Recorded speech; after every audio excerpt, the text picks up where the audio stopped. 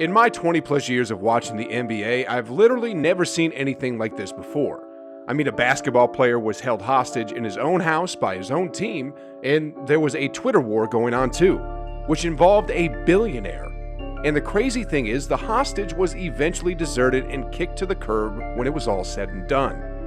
Ladies and gentlemen, this is the story of DeAndre Jordan Larceny. Before I get into it though, I need to give you a backstory on the whole situation. You see, it all started with a choke. Back in 2015, you had an LA Clippers team, which was a great team on paper, a great team on the court, but a great team who just couldn't seem to get over the hump for some reason. You see, they were up 3-1 against the Houston Rockets in the Western Conference semifinals, and I can go on a long rant here about what happened. That'll take at least 5 to 10 minutes, but I think this short video clip sums up everything pretty well. Oh, come on! Dude, let me help! And yeah, this is where the DeAndre fiasco really began. You see, after the Clippers choked in the playoffs, several reports hopped around that Chris Paul had a fallout with several players in the locker room, and particularly with DeAndre Jordan. Timeout will be taken. 7:09 to go. We're in quarter number 3. We know that Chris Paul is a feisty competitor, and sometimes his leadership style might not suit some of the players, which led to misunderstanding to the extent of creating friction in the locker room. According to the report that was released, CP3 had issues with both DJ and Blake, and one of the concerns that he raised was DJ was not putting enough effort into practicing his free throws, which CP3 believed is one of the main reasons why the Clips lost their series against the Rockets. Talk about pointing fingers.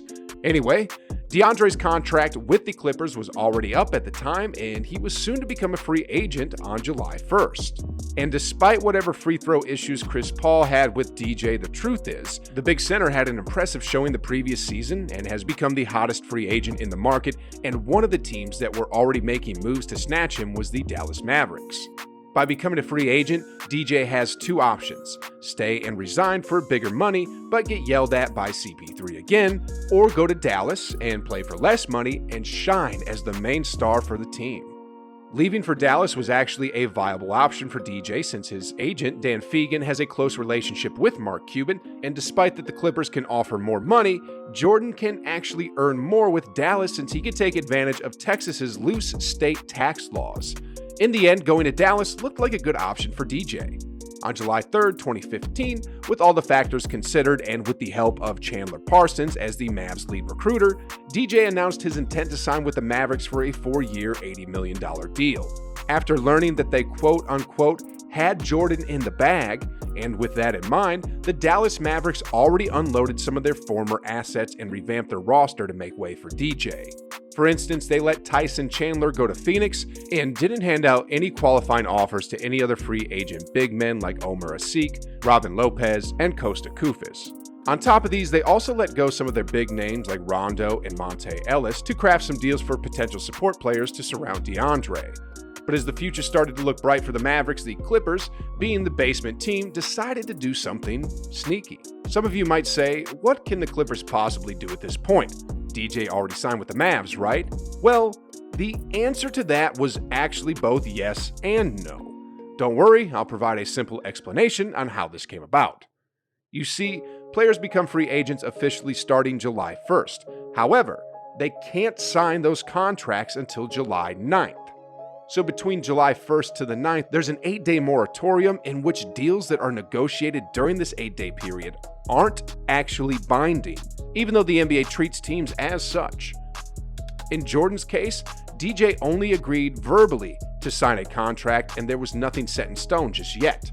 There's also an unwritten no poaching rule during moratorium, and this gives teams enough assurance to do an extraordinary degree of business before they can actually sign these free agents on July 9th. To put things simply, the Mavericks honored the deal simply because of the unwritten rule of no poaching once a player verbally commits to a team, and at the same time, the deal can also be considered as not valid in any way since all deals that took place inside the 8-day moratorium period are not binding.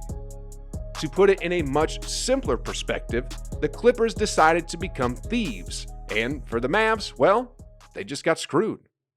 You see, Cuban felt like something was wrong when DJ stopped responding to his texts and calls around July 7th, so he decided to fly to Houston to talk to him personally and convince him to stick with his original decision. Cuban was a bit slow though, maybe he was filming some Shark Tank episodes, I don't know. But apparently, Doc Rivers called a few of the Clippers players and asked them to go to Houston to set up a meeting at DJ's home. So basically everyone from the Clippers and Mavs camp was going crazy on who's going to get to DJ first as July 9th approached. And thus, an emoji war began on Twitter. It all started when Chandler Parsons tweeted a plane emoji, followed by Blake, who hilariously responded with several transportation vehicles, and even CP3, who was famously caught hanging out with his boys in the Bahamas and someone who had beef with DJ, joined the emoji war and cut his vacation short by tweeting a banana boat emoji. Paul Pierce also tweeted a rocket emoji, and heck, even then Clippers assistant coach Mike Woodson sent out a swimming emoji to join the emoji party.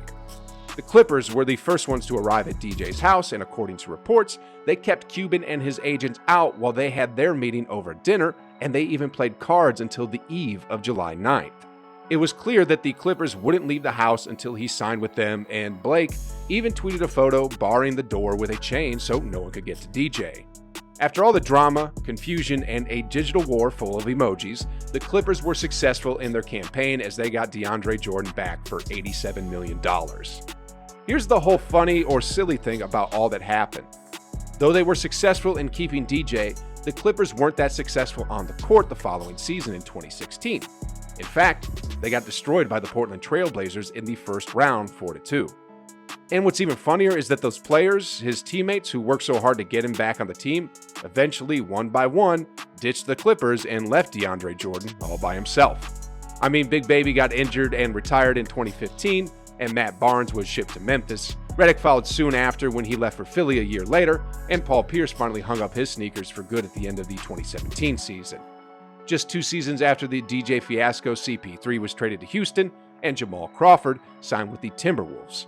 Finally, his longtime frontcourt partner Blake Griffin was traded to Detroit midway through the 2017-2018 season, leaving DJ all alone with the new faces. And what's even weirder was that after missing out the first time, the Mavs finally got their guy, when they finally signed DeAndre in 2018 to a 1-year, $22.9 million deal, 3 years after the free agency fiasco took place, only to trade him away mid-season after 50 games. Anyway, back to present day. Want to see some crazy playoff records broken in 2021? If so, then click right here. It's a pretty crazy video, guys. I mean, some of these records, my goodness. Anyway, click the video, watch it, like it, enjoy it, and as always, I'll see you on the other side.